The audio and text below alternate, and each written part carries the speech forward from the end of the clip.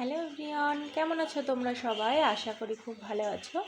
আমিও খুব ভালো আছি। আমার নতুন একটি ব্লগ ভিডিওতে তোমাদের সবাইকে জানাই অনেক ওয়েলকাম, অনেক ভালোবাসা।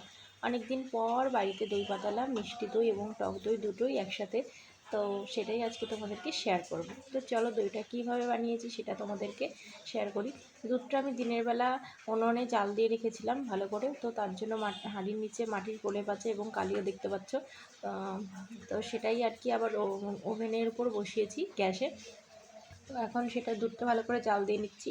আমি জানি তোমরা অনেকেই দই পাতাতে জানো বা পারো, তো তবুও আমি এটা তোমাদেরকে শেয়ার করছি। তার কারণ হচ্ছে যেহেতু আমার লাইফস্টাইল নিয়ে আমি ভিডিও দিই, তো সারাদিন কী করছি না করছি, কোথায় ঘুরতে যাচ্ছি, সেগুলোই আমি টুকিটাকি তোমাদেরকে শেয়ার করে থাকি।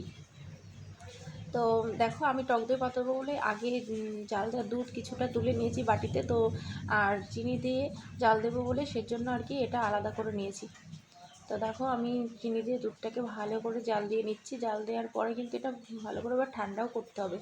তো দুধটা আমি চিনি দিয়ে যতটা পরিমাণ মিষ্টি খাবো আমরা ততটা পরিমাণই আর কি দিয়েছি। তোমরা চাইলে বেশিও দিতে পারো, কমও দিতে পারো। তো এটা ভালো করে দুধটা এবার ঠান্ডা করে নিচ্ছি। আর দই পাতাতে গেলে কিন্তু দই একটু স্যাম্পল একটু লাগে এর সাথে দিতে, কারণ কম হয়ে গেলে আবার বসবে না, মানে একটু কোনো কিছু কম বেশি হয়ে গেলে না ঠিকঠাকভাবে যদি মিক্সড না করতে পারি দইটা দিয়ে, তো সে তার জন্যও আবার বসে না অনেক সময়। এরকম আমার হয়েছে। ভুল করলেই ঠিকটা করা যায়, তাই না? ভুল করলেই কিন্তু তুমি শিখতে পারবে।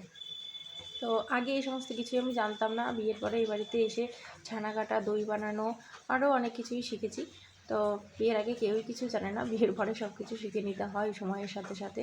তো দেখো আমি বাজার থেকে দই আনিয়ে নিয়েছি। এই দইটা দিয়ে এবার দুধের মধ্যে মিক্সড করব যতটা, মানে দুধটা একদমই ঠান্ডাও না গরমও না, মানে আঙুল ডুবিয়ে রাখা যাবে এরকম একটা এর মধ্যে আর কি রাখতে হবে। তো এইভাবে মিক্সড করে আমি এরকম দেখো ঢাকনা দিয়ে রেখে দিয়েছি। তো সকালবেলা ঘুম থেকে উঠেছি, স্নান টান করেছি, সব সমস্ত কাজ কমপ্লিট। এখন দেখছি দইটা বসে গেছে, আর অন্বেষা কান্না করছিলো, তাই এখান থেকে দেখো অন্বেষাকে একটু দিয়েছি। তারপরেও দেখো কি দারুণ কালারটা এসছে, আর খুব সুন্দর লাগছে দেখতে, পুরো দোকানের দইয়ের মতো। তো চলো আজকের ভিডিওটা তোমাদের কেমন লাগলে অবশ্যই কমেন্ট করে জানিও। আর দইটা ঠান্ডা করার জন্য আমি ফ্রিজে অলরেডি রেখে দিচ্ছি। তো চলো টাটা, বাই বাই। কেমন হয়েছে আমার ভিডিওটি অবশ্যই কমেন্ট করে জানাতে ভুলো না।